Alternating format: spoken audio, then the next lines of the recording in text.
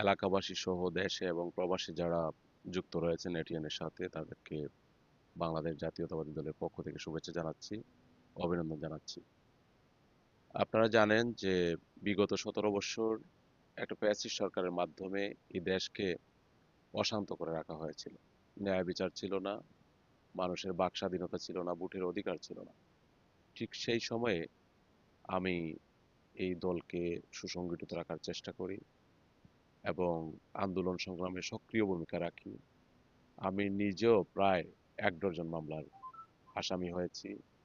আমার সঙ্গী সাথী যারা দলের নিবেদিত প্রাণ, যারা মামলায় আক্রান্ত হয়েছেন, আমি তাদের পাশে দাঁড়িয়েছি, মামলা মোকাবেলা করেছি। কাজেই আমি মনে করি যে আমি 3 যুগের চেয়েও বেশি সময় এই দলের সাথে সম্পৃক্ত। আমি অতীতে 2 বার নমিনেশন চেয়েছি, এবার 3য়বারের মতো। আমি মনে করি যে নবীগঞ্জ বাহুবলের মানুষ আমাকে যদি এখান থেকে নমিনেশন দেওয়া হয়, সাদরে গ্রহণ করবে।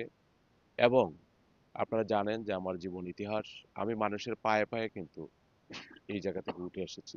আমি কখনো বিদেশ অবস্থান করিনি।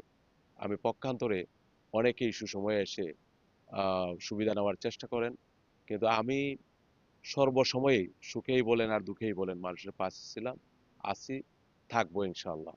এবং বিগত 2টি পৌরসভা নির্বাচনে আপনারা দেখেছেন যে কি রকম স্টিম রুলার আমাদের বিরুদ্ধে চালানো হয়েছিল। এবং বন পরিবেশ মন্ত্রীর শেষ নির্বাচনটা উনি নিজে হ্যান্ডেল করেছেন ওনার জামাতার জন্য। সেই জায়গায়ও আমরা আপনাদের সকলের সহযোগিতা এবং আল্লাহ তাআলার মেহেরবানিতে আমরা উত্তীর্ণ হইতে সক্ষম হয়েছি।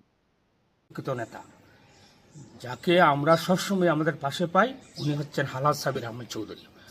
আমরা সবসময় আমরা 2টা সম্প্রদায়ে বিভক্ত, যদিও আমরা অসাম্প্রদায়িক, ওনার কাছে আমরা সবসময় অসাম্প্রদায়িক চেতনা পেয়েছি।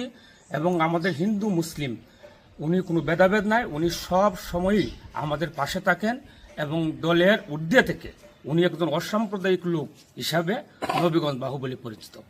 আমি বিশ্বাস করি আমাদের আগামী রাষ্ট্রনায়ক জননেতা জনাব তারেক রহমান সাহেব যদি সাবির আহমেদ চৌধুরীকে এই নবীগঞ্জ বাহুবলীর আসন দান করেন, অবশ্যই আমরা তার প্রতিদান হিসাবে আমরা বিজয়ী হব। কি চাচ্ছেন কিনা এবং কেন চাচ্ছেন আমাকে একটু বলবেন।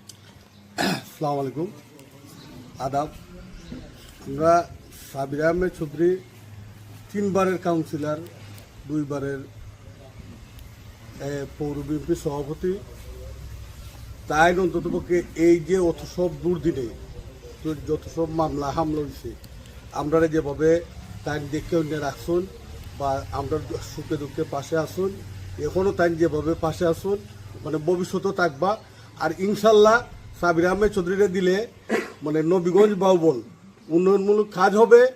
অথচ তাই যেভাবে মানে এই নবীগঞ্জের যেভাবে গুছিয়ে রাখছেন মানে মেয়র হিসাবে, আমরা আশাবাদী নবীগঞ্জ বাহুবল যদি তাই এমপিও নবীগঞ্জ বাহুবলকে আরও সুন্দরভাবে মানে রাখার জন্য অন্ততপক্ষে এই চেষ্টা করবা। নবীগঞ্জ পৌরসভাকে একটি দৃষ্টিনন্দন পৌরসভা হিসাবে উপস্থাপন করেছেন। সেই বিশ্বাস থেকে মানুষ মনে করে যে বিগত দিনের উন্নয়নের ছোঁয়া থেকে বঞ্চিত হয়েছে নবীগঞ্জ বাহুবলের মানুষ। উনাকে দিলে অবশ্যই উনি একজন কর্মদক্ষ মানুষ এবং উনার প্ল্যানে নবীগঞ্জ বাহুবলবাসী বিশ্বাস করে যে এই প্ল্যানগুলাই উনার দ্বারা বাস্তবায়িত হবে বলে আশা করছে। এবং আমরা বিশ্বাস করি দলীয় নেতাকর্মীরা উনাকে দিলে নবীগঞ্জ বাহুবলের মানুষ বাংলাদেশের সবচেয়ে বিশাল ভোটে এই নবীগঞ্জ আসনটি উপহার দিতে পারবেন, এই বিশ্বাস আমাদের মধ্যে আছে।